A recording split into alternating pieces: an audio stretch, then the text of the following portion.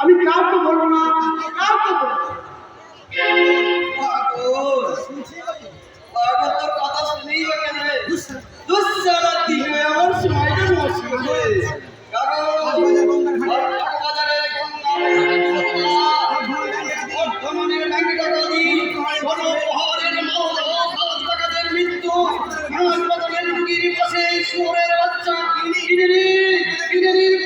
টালিগঞ্জ থেকে দমদম ওয়েস্ট ইন্ডিয়ার সঙ্গে খেলার পুলিশের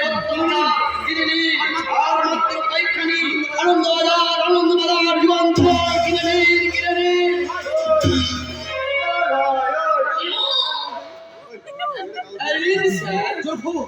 জোর খবর পশ্চিমবাংলায় খুব শীঘ্রই বিধানসভা নির্বাচন। আনন্দবাজার কিনে নিন আনন্দবাজার বন্ধ। দেখি তো আমাদের কৃষ্ণ সম্পর্কে কি লিখেছে।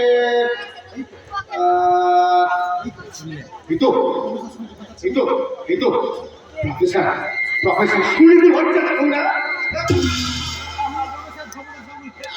উনি প্রফেসর ধর্মদাস গাঙ্গুলি ফেরা 24 অক্টোবর কাগজে বধূ নির্যাতনের খবর পেয়ে দুজন প্রফেসর ধর্মদাস গাঙ্গুলি আর সুনীতি ভট্টাচার্য বিখ্যাত ব্যবসায়ী স্বাধীনতা সংগ্রামী দেশপ্রিয় রায়চৌধুরীর কাছে প্রতিবাদ জানাতে যান।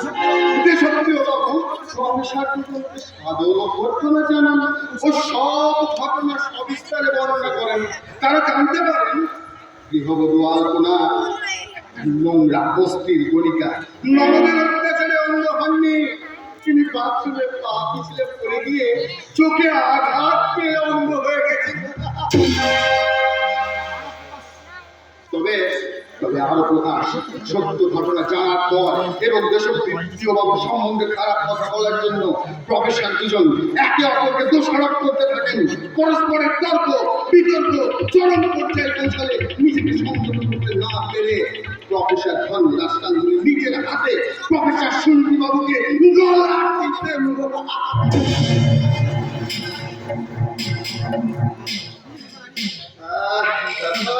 তারপর পুলিশ আসার আগে ধর্মদাস বাবু বাড়ি থেকে উধাও হয়ে যান।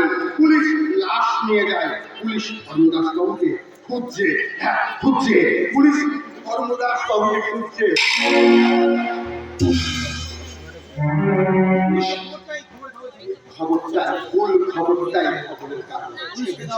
পুলিশকে দেওয়া আমার বাবার 20,000 টাকার লড়াই ভালোই কাজে দিয়েছে।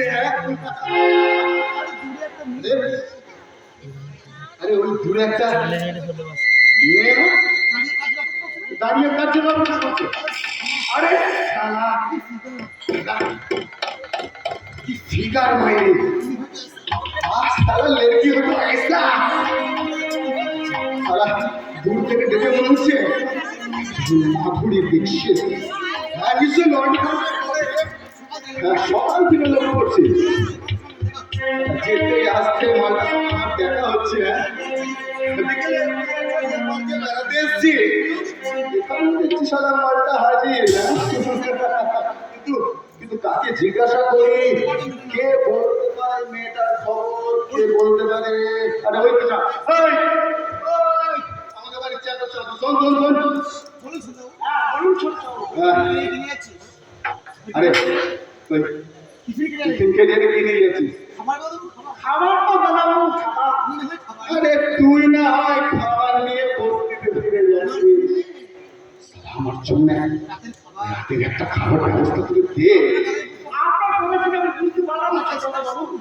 বুঝতে পারলি না? কাঁচায় কাঁচায় বলছি কাঁচায়। কে রে? ওই মেয়েটা। মালটা জানা সেক্সি নাম, সেক্সি ফিগারো। তুই লাইনটা বুঝতে পারিস? আরে যে কোনো একটা লাইন। আরে না তুই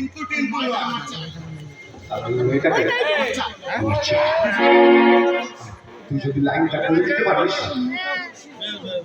মোটা টাকা আপনি বলছেন আমি একটু চেষ্টা করে দেখি। বল। আপনি ওই রেলিংয়ে হারাম দিয়ে আমি মেয়েটাকে রাজি করাতে পারলি এক্ষুনি আপনার কাছে পাঠিয়ে দিচ্ছি। Very good very good very good very good, খুব ভালো। আর যদি দেখে মেয়েটা আপনার সাথে চোখে চাইছে তাহলে বুঝবেন এই কোয়ার্টার লাইনের গাড়ি আর মেন লাইনের গাড়ি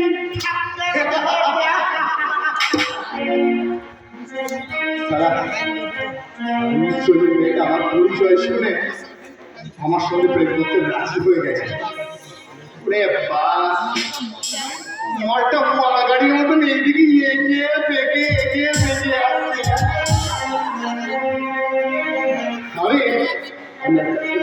ওই রেলিংটা খেলা নিয়ে দাঁড়াই, দেখি তো কি বলে। আমার কৃষ্টিহীনতাদের সঙ্গে চর্বি ছুটছে সাথে চারবার মুখে শুনলাম অনেকে আমার সাথে প্রেম করতে চায়। তোর সঙ্গে প্রেমের খেলা খেলবো বলেই তো আমি তোকে প্রেমের ফাঁদে ফেলতে চাই। আস্তানা ওখানে প্রেমের ফাঁদে ফেলবাই।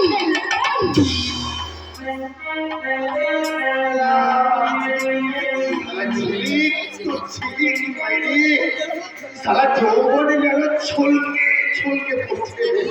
আরে আমার বুঝি প্রতিশ্রুতি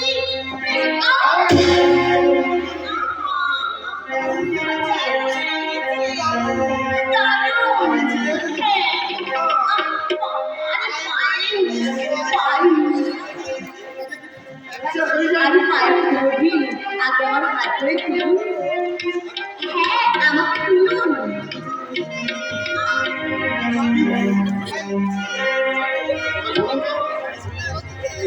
আমাকে খুলছি, পায়ে লাগুনি, লেগেছে অন্য জায়গায়।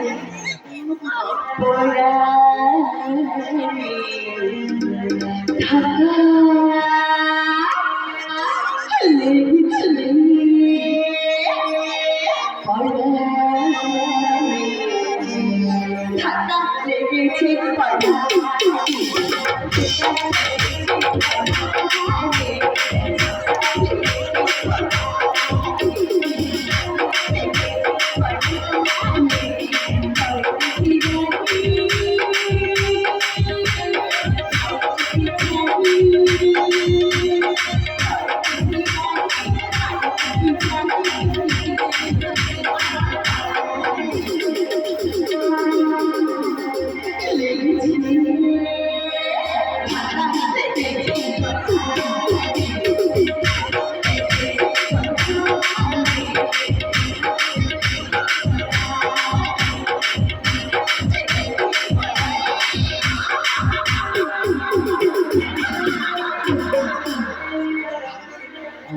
How lovely! Hey, তুমি আমাকে ইচ্ছে করে ধরতে মারলে না? একদম তোমার মতো একটা হ্যান্ডসাম ফিগার ছেলেকে ঢাকা ঢাকা নামালে তুমি কি আমাকে সার্চ করতে চাও?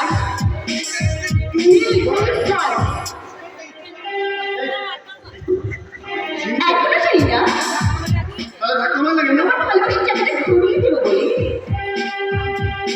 আমার নাম ছেলে বিদায় কেমন তৃপ্তি নাও। কিন্তু তোমার নামটা বলে না কেন? ও সাথী, লাউলি, লাউলি, লাউলি। যেমন শুধু নাম তেমনি শুধু ফিগার। ও সত্যি।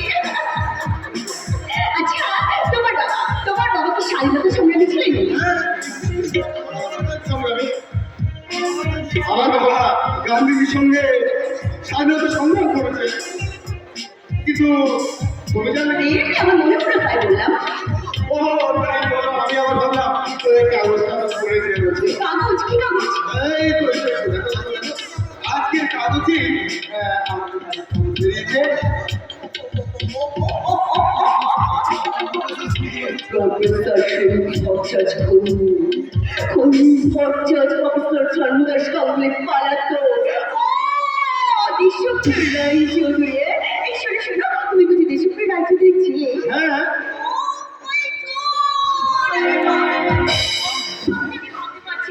বিশেষ করো টেলিভিশন বিখ্যাত ব্যবসায়ী স্বাধীনতা সংগ্রামী দেশপ্রিয় রায় চৌধুরী ছিলে।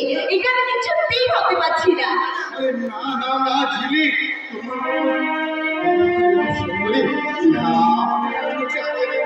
এটাই আমার কাছে অনেক বিষয়। আচ্ছা ঝিলি, তুমি যে আমার সাথে দেখছো, তোমার বাবা মা যদি জানে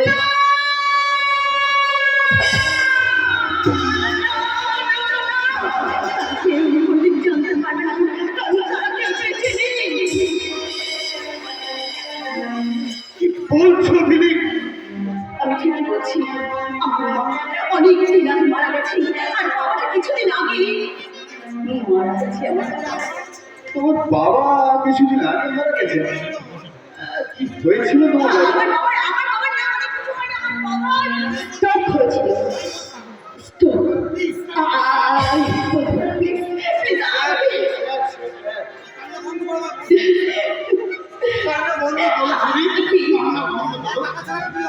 এক টাকা ছাড়া এই পৃথিবীতে আমার আর কিছুই নেই।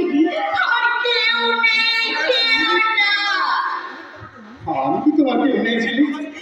আমাকে তুমি তোমার আপন ভাবতে পারো? পারি, সবই পারি।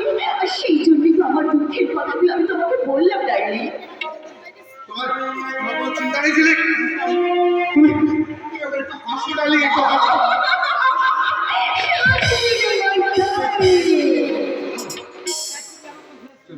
আমরা কোথাও ঘুরে আসি? তাহলে চলো, কিন্তু আমাদের কাছে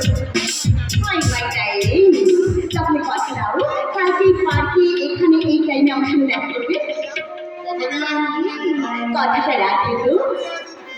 দেশপ্রিয় রায় চৌধুরী ছেলে স্বাধীনের জিমাইকে ভালো লেগেছে, কাছে যাওয়া কথা সে কিন্তু রাখবে।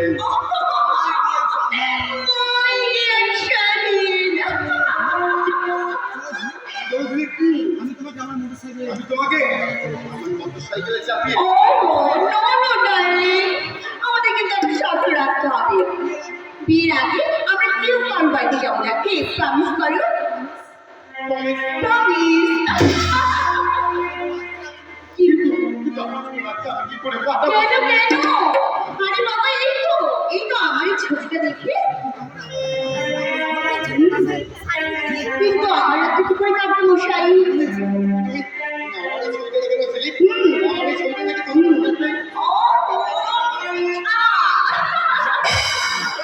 তোমার আমার আর দুজনের কাছে আজ শাড়ির ছবি।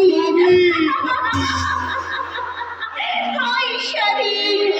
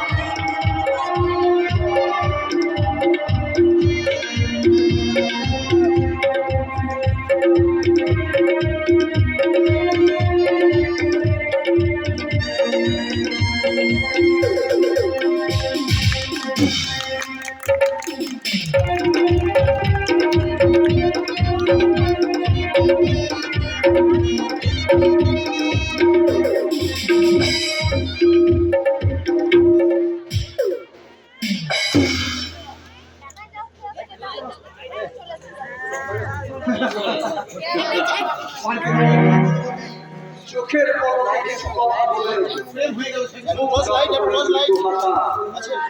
যাইতে হাসিত সলজ্জ চোখে ফিরে ফিরে সেদিকে। মানব জীবনে ইহাকেই বলে জীবন প্রথম প্রেম আসা। পার্কে দাঁড়িয়ে কথা বলতে বলতে প্রেম হয়ে গেল ছেলেটির সঙ্গে। বাড়ি থেকে বেরিয়ে বন্ধুর বাড়িতে কলেজে যাচ্ছি বলে পার্কে এসে দল বেঁধে বসে আছে শত শত যুবক যুবতীর। শুধু যুবক যুবতী না, 50 বছরের পাকা চুলে কলম লাগিয়ে যুবকের সঙ্গে 15 বছরের যুবক, আবার কোথাও বা 40 বছরের বৌদির সঙ্গে 25 বছরের পাড়াতুতো ঠাকুর করছে। এইভাবেই হয়ে আসছে ওদের প্রেমের সরবরাহ করছে। তাই আমার তারা বলছে, তোমায় যে আমি ভালোবাসি সাহস করিয়া বলিতে পারি না, তাই ভগবানের চেয়ে।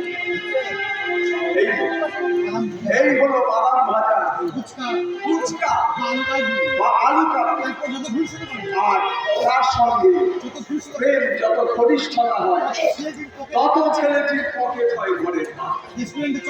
রেস্টুরেন্টে চপ কাটলে আর ডবল ডিমের মার্কেট খেতে খেতে ওদের প্রেম চলে যায় অন্ধকার একেবারে হতে। আর আমি থাকি তাদের সেই পাহাড়, আর এইখানেই শেষ হয় ওদের প্রেমের হোটেলের ম্যানেজার হিসাবে লাখো টাকা ওদের পাহাড়। সেই পার্থ গাঙ্গুলি কি হতে চেয়েছিলে আর কি হয়ে গেলে? জীবনে কত স্বপ্ন ছিল, লেখাপড়া শিখে ভালো চাকরি করব, বাবা মায়ের দুঃখ দুর্দশা দূর করব, মানুষের মতো মানুষ।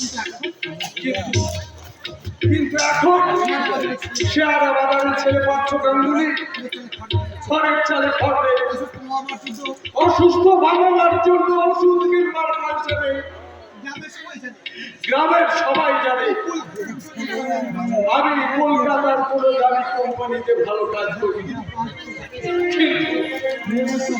কিন্তু এই পার্থ গাঙ্গুলি জানে সে এখন হোটেলের বসি ম্যানেজার কাম বেহারা।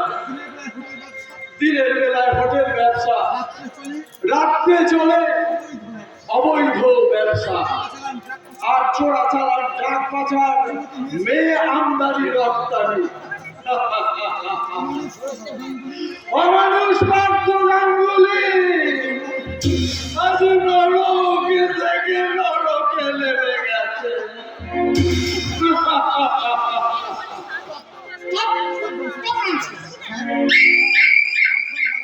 কথা হচ্ছে কার সঙ্গে কথা বলবো? নিজের মনের সঙ্গে কথা বলছিলাম। নিজের মনের সঙ্গে কথা বলছিলে? হ্যাঁ স্যার। নিজের মনের সঙ্গে তো পাগল নাই না। আমার মনে হচ্ছে আর কথাটা যদি সত্যি হয় তাহলে তোমার অন্ধকার ঘরে যেখানে সূর্যের আলো পর্যন্ত পৌঁছায় না, বর্ষালয় এনো রাজতান্ত্রিক কামড়ে তুমি শেষ হয়ে যাবে।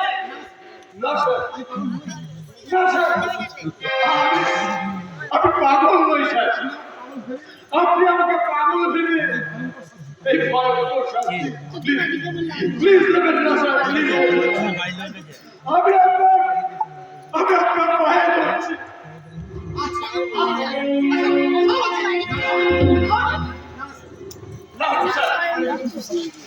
আর এরকম ভুল হবে না স্যার, আপনি আমাকে প্লিজ পাঠিয়ে দেবেন বাসায়। বাড়িতে একমাত্র রোজগিরি আমি টাকাটা পাঠালে আমার বাবা মা স্ত্রী ছেলে মেয়ে না খেতে পেয়ে মারা যাবে স্যার, না খেতে পেয়ে মারা যাবে। আপনি আমাকে বাঁচান স্যার।